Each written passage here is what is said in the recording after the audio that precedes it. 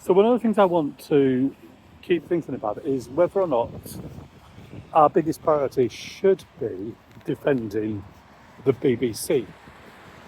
Because the reaction from quite a lot of people, politicians, and in the media to the controversy around the Daily Telegraph's investigation of possible systemic bias within the BBC has been to say that this great, wonderful British institution is under attack and we should be defending it. That there are people from the outside who want to destroy it. Right-wing media, President Trump, right-wing politicians, that kind of thing. And actually, there are two big dangers here. That if we focus so heavily in on defending the BBC, actually there are a number of dangers, but there's two I want to think about particularly here. Here's the first danger. I have mentioned others in other videos, of course, and blog posts. But one danger is this, that if we get focused on defending the BBC as an institution, as this national treasure, because of sort of nostalgic memories, if we are biased towards the BBC, then we might be seeking to protect the wrong thing and biased towards the wrong things. So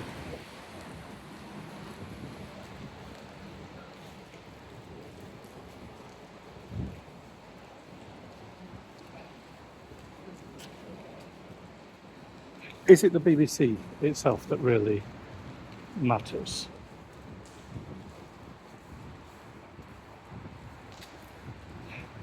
Let me give you another example, another question. Should we defend the NHS? Does that need protecting from attack? A lot of people will instinctively say yes. But actually, I don't think that's what you really mean.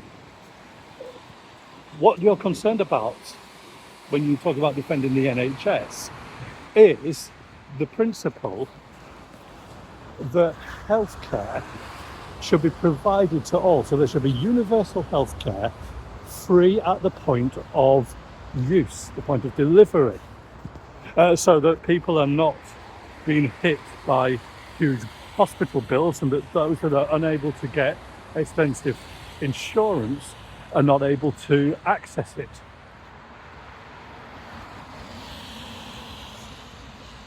Those are good things to be concerned for.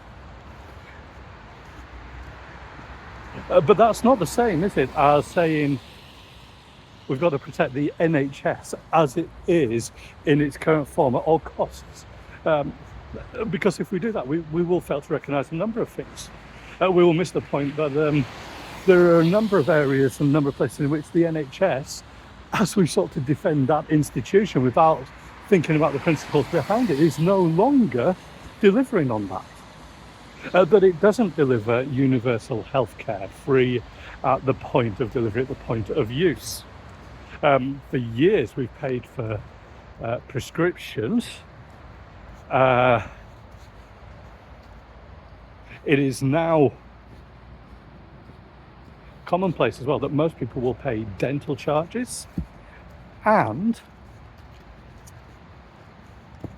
that you will be then expected to really hunt down an NHS dentist. And many people will not be able to do that.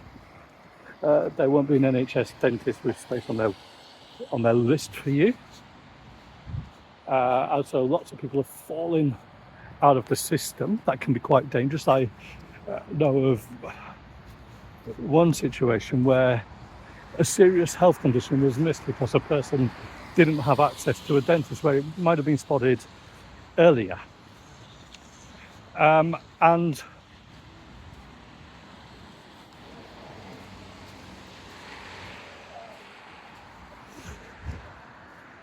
So healthcare is not universal in all cases, and it isn't free at the point of delivery in a lot of cases.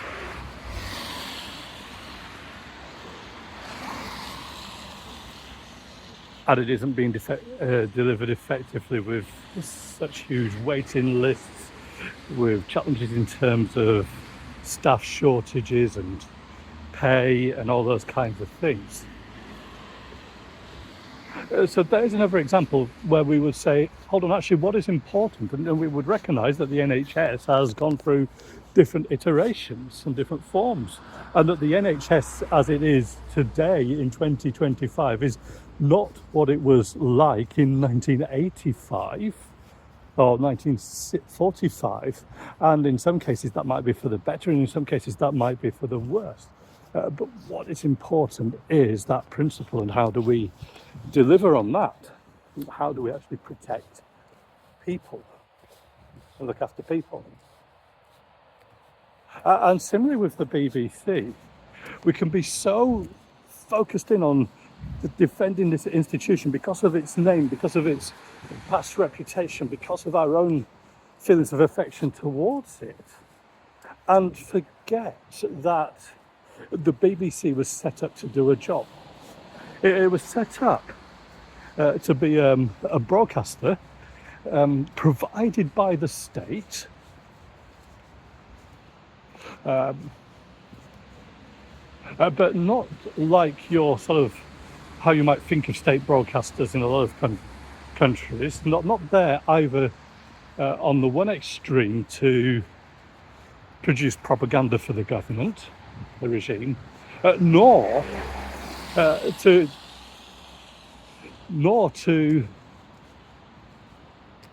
do the job of opposition and try to oppose and hold the government to account. It was meant to be impartial.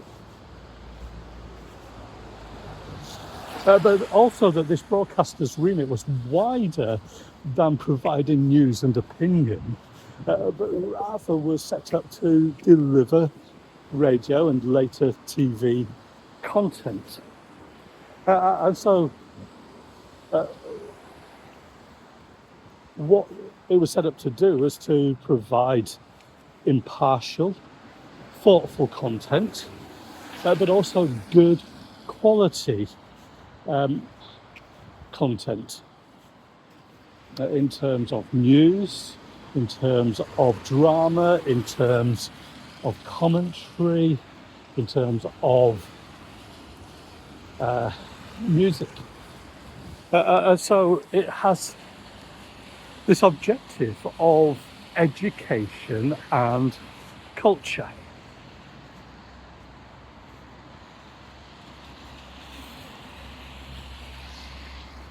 And we may have debates and questions about how well the institution is doing at those things today, and there may be differences of opinion.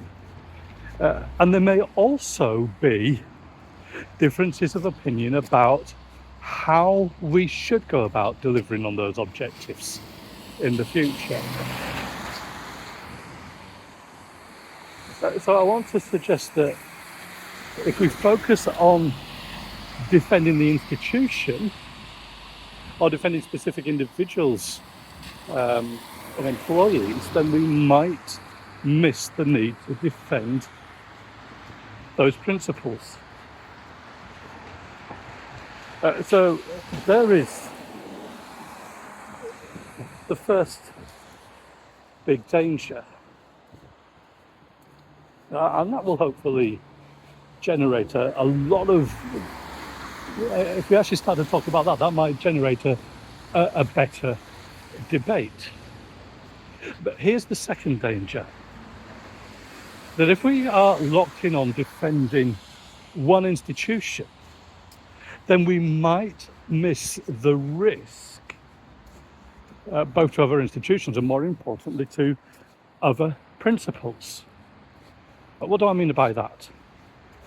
Well, it seems to me that one of the drivers for this argument, this this reaction to say we've got to defend the BBC. The horror, the fear that it's been attacked from outside is because President Trump is threatening to sue the BBC for quite a lot of money. Now, we may have opinions about whether or not the President of the United States should be getting involved in that kind of thing. We may also have questions about whether or not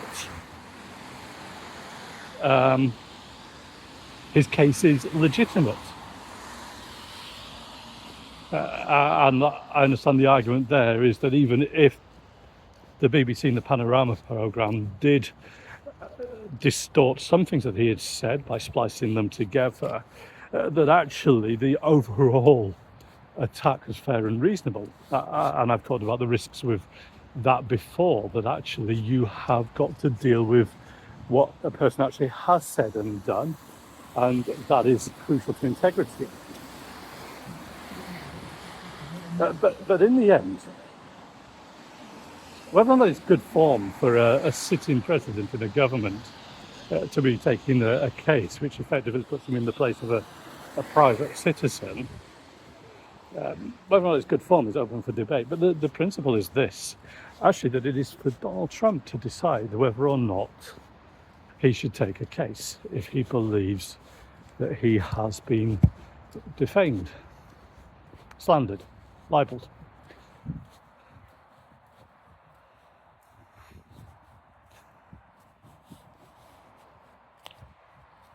And it is for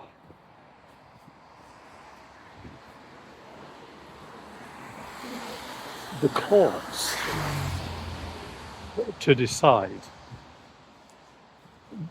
first of all, whether or not he has got a reasonable case to put forward, whether he's got standing to come and make that case, whether there's a legitimate case to be heard and answered, whether or not his case is true.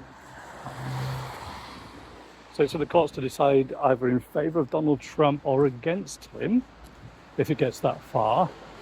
And then thirdly, if they decide not only that he had a case, but that his case was right, that he vindicated, what restitution should be given to him. That is for the court to decide as well, for the judicial system. And here in the United Kingdom, there's a judicial system with the High Court, Court of Appeal, and then all the way up to the Supreme Court. So there is a whole system of justice to consider such cases. And if we are so caught up in defending the institution, defending the BBC, that we decide that that means that justice shouldn't kick in, that the justice system shouldn't kick in. If we start to intervene in that, then we have started to attack and endanger other institutions that are just as much at risk from political interference from left and from right. And we've started to undermine and fail to defend the principles of justice as well. So the priority is not to defend the BBC. As much as you might love and like and be attached and affectionate and grateful to that institution, our priority is not the institution, it's the principles that are at stake.